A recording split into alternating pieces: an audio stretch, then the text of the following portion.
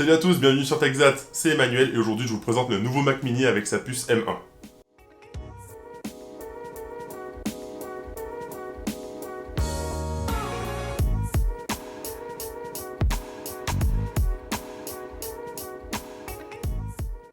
Ça fait maintenant 3 semaines que je vous propose des vidéos où devant vous, je teste des produits high-tech qui m'ont intrigué. Mais ce que vous ne voyez pas, c'est tout ce qui se passe derrière la caméra. Et oui, entre l'écriture du script, le réglage des lumières, j'y travaille, le tournage et ensuite le montage. Maintenant, tourner en 4K, ça a un coût. 58 Go pour 30 minutes et un processeur en PLS. Jusqu'à aujourd'hui, j'étais sur un MacBook Air de 2015 avec un écran externe et un clavier et une souris en Bluetooth. J'étais obligé de faire les coupes des vidéos au son car l'image saccadait trop à cause du processeur. Mais ça, c'était jusqu'à aujourd'hui. Car j'ai reçu mon nouveau Mac Mini, et pas n'importe quel Mac Mini, le Mac Mini le moins cher du marché, mais qui pourtant écrase tous les Macs à plus de 2500 € de 2020. Bon, bien sûr, avant de parler technique, comme d'habitude, on va passer à l'unboxing.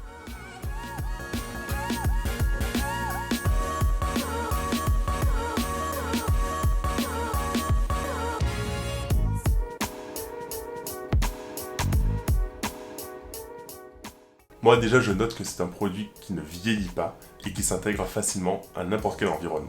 Et comme on parle d'environnement, il faut savoir que l'aluminium du Mac est 100% recyclé, ainsi que l'étain des soudures de la carte mère. Et ça, on aime. J'adore aussi son encombrement ultra réduit.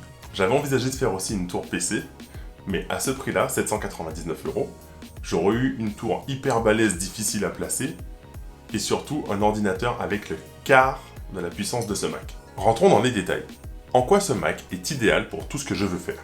En cette fin d'année 2020, Apple a créé le processeur M1, entièrement fait en interne, en quittant par le même biais l'utilisation des processeurs Intel utilisés jusqu'alors depuis quelques années. Pourquoi cette transition? Sans être trop technique, il y a deux types de processeurs. Les processeurs x86 et x64 de chez Intel, généralement installés dans des PC, et les processeurs ARM, qui sont en fait installés dans les smartphones et tablettes. La puce M1 fait partie de cela. Mais peut-on dire que c'est une puce de téléphone dans un ordinateur? L'obsession quand on crée un ordinateur ou une tablette, c'est la puissance délivrée par watt consommée. Le client, vous, moi, qu'est-ce qu'on veut? C'est un ordinateur ultra puissant, mais qui quand il est portable, puisse durer toute la journée, et quand il est fixe, puisse consommer le moins d'électricité possible. Chose qui est assez difficile avec l'architecture actuelle en x64, qui n'innove plus beaucoup depuis certaines années. Mais alors, à quoi devons-nous nous attendre ici? Voici le premier gain flagrant de cette puce M1. Doublement de l'autonomie sur le MacBook Pro 13 de 10 à 20 heures et 6 heures de plus sur le MacBook Air. Et tout ça pour la même batterie. Mais est-ce que je vais donc pouvoir monter du 4K avec ce Mac Mini? Voici donc un comparatif de la puce M1 face à de belles machines du moment. En score brut, le M1 fait mieux que le MacBook Pro 16 pouces avec un processeur Intel i9. Une machine qui vaut quand même 3199 €. Un autre exemple avec le jeu vidéo Tomb Raider. Ça promet. Là, on parle de l'entrée de gamme des processeurs M1 d'Apple. Bon, les chiffres c'est bien, mais maintenant, voyons voir ce que ça donne en réalité. Là, j'ai terminé de tourner la vidéo, j'ai fini de la monter, et on est sur Final Cut, je vais l'exporter. On est sur le Mac Mini, voyons voir le temps que ça prend d'exporter une vidéo en 4K qui pèse 17 Go 94. Faut savoir qu'une vidéo de cette taille sur le MacBook Air me prenait en moyenne 1h30 si c'est pas 2 heures.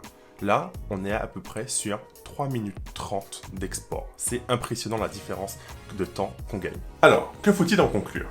Ce Mac est vraiment incroyable et vous promet des années d'utilisation sans avoir peur de la puissance. Maintenant, qui dit changement de processeur, dit du travail pour les développeurs afin de rendre compatible leur application.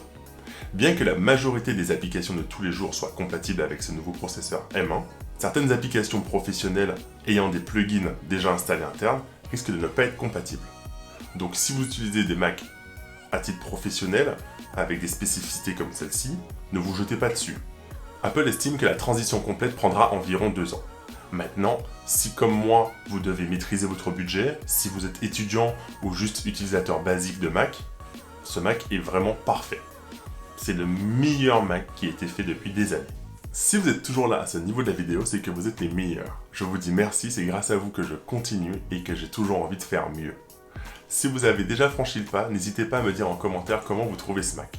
Si au contraire vous hésitez et que vous ne voulez pas du tout l'avoir, j'ai hâte aussi de lire pourquoi. Si cette vidéo vous a plu, n'hésitez pas à la partager et mettre un pouce bleu. Moi je vous dis à la semaine prochaine, on va parler de domotique.